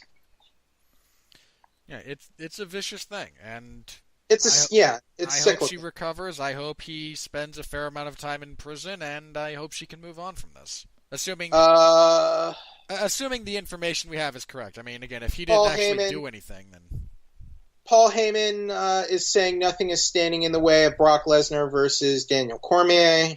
This is what he told TMZ Sports. Excuse me. So go figure. I don't know what's going to happen with that. There's too much money involved, and both guys want the fight. There's not really a clear-cut number one contender. It's gonna happen. I mean, if Blades had won last night, then you'd have a pretty clear-cut number one contender being leapfrogged. As it stands, Blades getting knocked out by Ngannou paved the way for Brock Lesnar versus Daniel Cormier even more. Let's see. Joe Schilling will fight Will Morris in Bellator at Bellator 210. Bellator's not a thing. Okay, then. And UFC is building a $13 million performance institute in Shanghai, China. Hey, there's a billion people in China. You want to tap into that market, give them a place to come and train. I mean, I guess why not? Gegard Mousasi versus Rafael Lovato Jr. Bellator 214.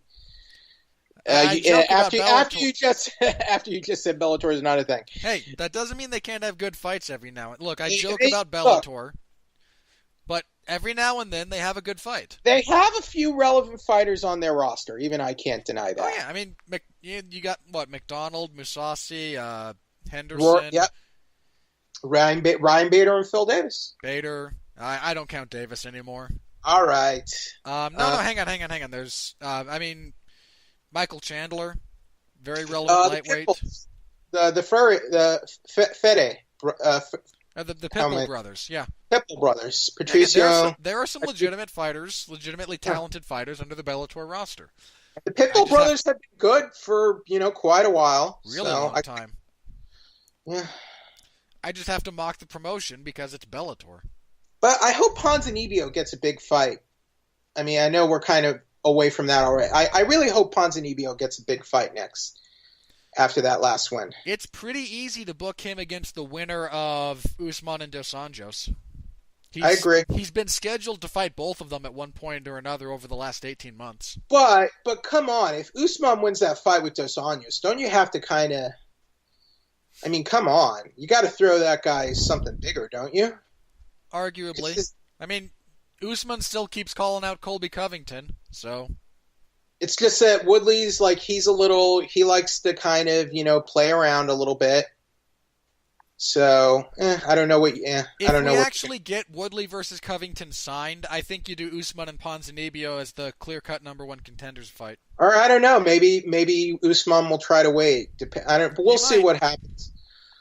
We'll see what happens. But yeah, we really need to get that Covington Woodley fight booked sooner to get tear that Band-Aid off already. All right, that's all I have in way of news items. Unless you've heard anything relevant. Refresh Twitter real quick, see if anything broke. No, not really. For those interested in other combat sports-related news, the next Combat Jiu-Jitsu World Championship being held is spicy. You got. I think Verdum's going to be on there, right? Yeah, he's fighting Gordon Ryan in the first match. I am salivating at Verdum versus Ryan. Vinny Magalhaes is on that, as is Josh Barnett, I want to say. Good for Barnett. Yeah, Barnett, Verdum, Ryan, and Magalhaes will be the four-man. That's your tournament for that. That's a damn good combat jiu-jitsu tournament. I'm really, really kind of hyped for a potential rematch between Magalhaes and Ryan. Because those two had a jiu-jitsu match that Magalhaes won. He's one of the few guys to have beaten Ryan in straight jiu-jitsu. And since then, Ryan's actually changed his game a little bit. He's implemented a lot more top control into his game than just leg entanglements. I'm curious to see how a rematch between them would go, especially if you add in striking. That's a darn good setup. I mean, Ryan swept Josh Barnett, which is crazy to do anyway because Barnett's base is so good. He swept Josh Barnett and then tapped him with a triangle choke at the last Polaris event. I mean, the only reason Team Alpha Male won that competition was because Gordon Ryan completely carried them.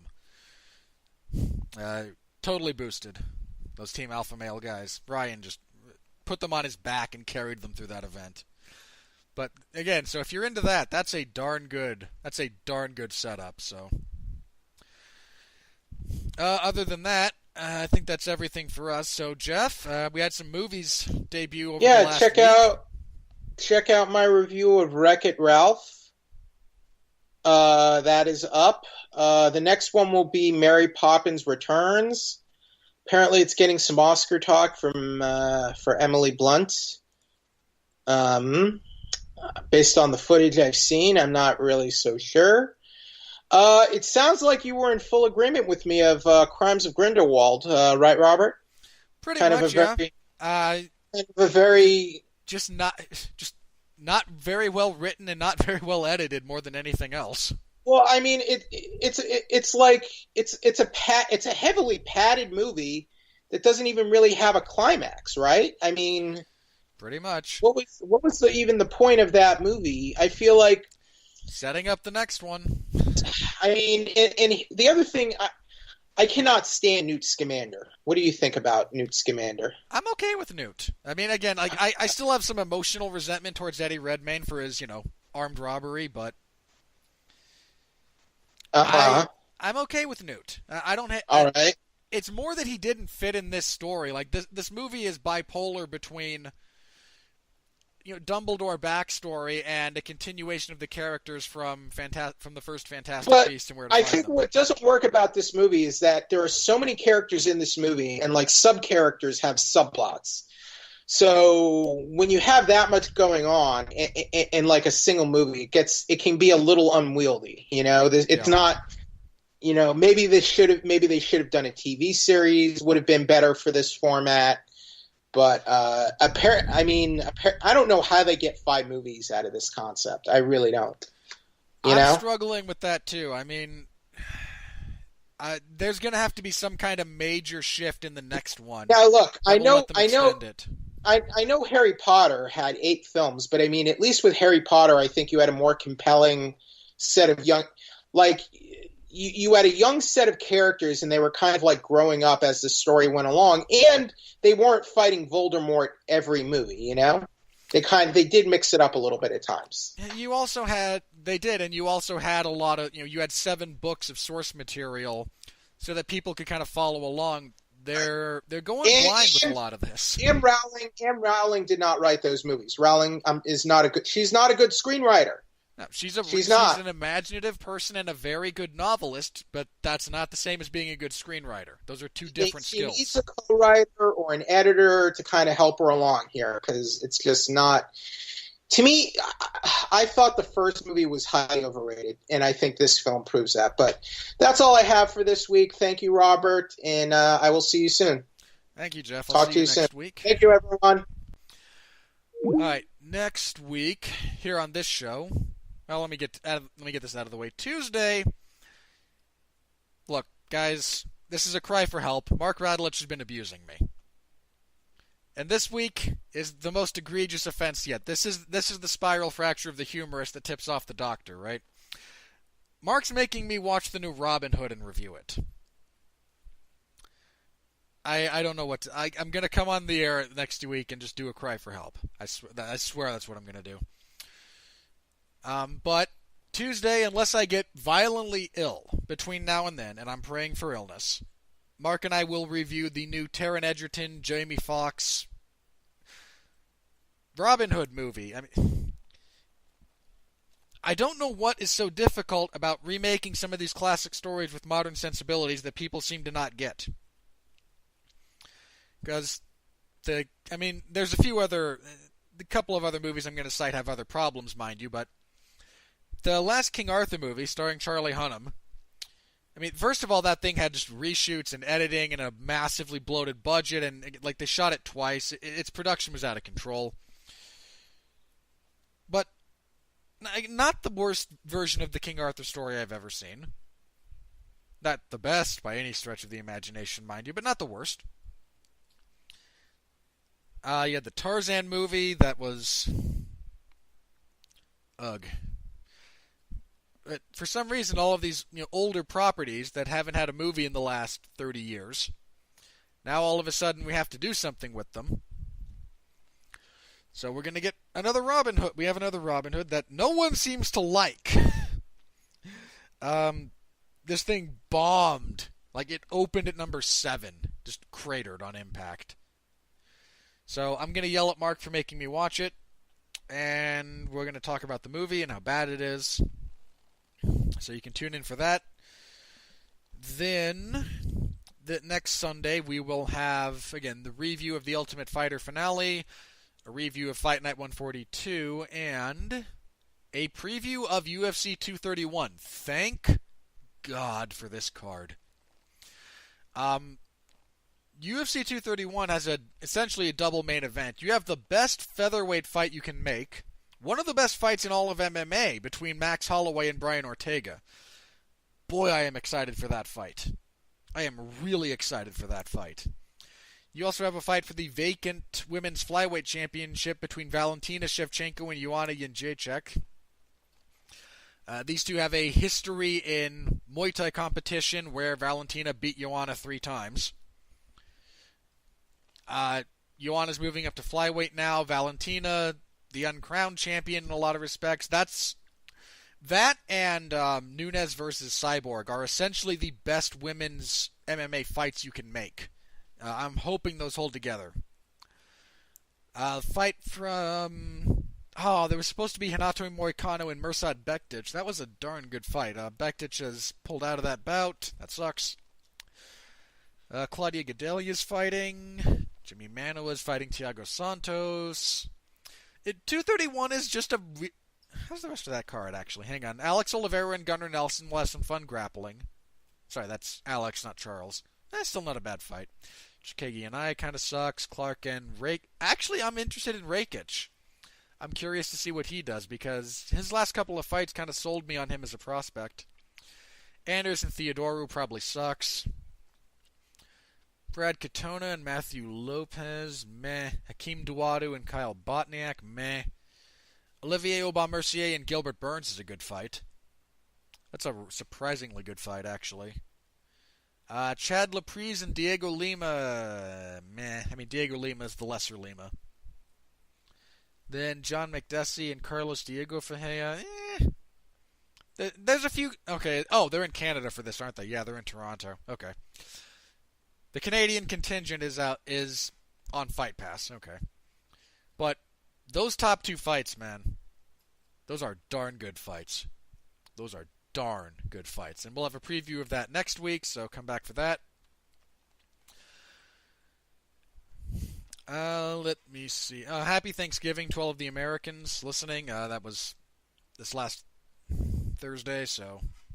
Is it a week ago? No, it was just a couple of days ago. Yeah, it was the 22nd. So, to all the Americans out there, hope you had a good Thanksgiving. To all the Canadians, I know you had it in October. I think I said Happy Thanksgiving to you in October. At least I hope I did. And then, yeah, that's it for me. That's what we'll be doing next week. So for Jeff, I'm Robert. Thank you again for listening, guys. Thank you for sharing us with your friends. Again, if you have a friend who's into the sport, please point them in my direction. We're still trying to grow this thing. If you want updates on this show and all the other stuff from the Radulich Broadcasting Network, I think Facebook is still your best bet. Just like the Radulich Broadcasting Network Facebook page, or you can follow Mark on Twitter and harass him. In fact, I'd encourage that. Do that. It'll amuse me. I will see you all next week then for that big preview for that big show. So thanks a lot. Stay safe out there, and please continue to be well, be safe, and behave.